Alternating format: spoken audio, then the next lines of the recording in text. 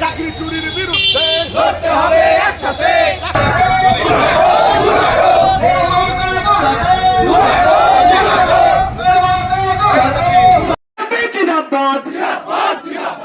শিক্ষিত বেকার যুবক যুবতীদের হয়ে বিজেপি লড়ছে, লড়বে, কাঁদতে পারছে না, ভিতরটা দাও দাও করে চলছে। বাচ্চা মেয়েটাকে নিয়ে দাঁড়িয়েছিল আমাদের বোনটা।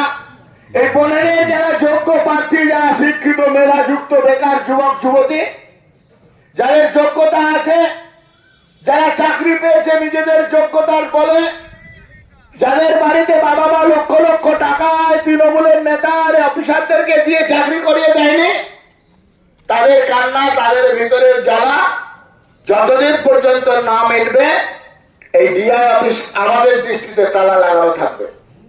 তাই আমরা এই অফিসে তালা লাগিয়ে দিলাম আর আমাদের এই কর্মসূচি শেষ করলাম।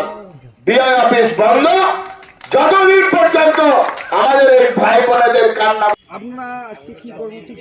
আমরা ডিআই অফিস চোরেদের কারখানা, চোরেদের স্টেশন, এই স্টেশন বন্ধ করতে এসেছিলাম। ডিআই অফিসে তালা মেরে দিয়েছি। এই আমার হাতে চাবি। যতদিন পর্যন্ত আমার বাড়ির বোন, আমার বাড়ির ভাই, তাদের বুকের ভিতরটা দাউ দাউ করে জ্বলছে, কাঁদছে আমাদের ভবিষ্যৎ স্বপ্ন। আগামী দিনে যারা নতুন ভারত গড়বে, বাংলা থেকে যারা বিশ্বকে চোখ দেখাবে, যে গোপাল কৃষ্ণ গোখলে বলেছিলেন hot Bengal things today, India things tomorrow, সেই বাংলার পরিবর্তন ঘটিয়ে এই ভারতবর্ষকে চুরির রাস্তা যারা দেখাচ্ছে, তাদের যে অধিষ্ঠান এই ডিআই অফিস, এই ডিআই অফিসে তালা মারলাম। এই চাবি থাকলো বন্ধ, ডিআই অফিস চাবি নিলাম, চললাম।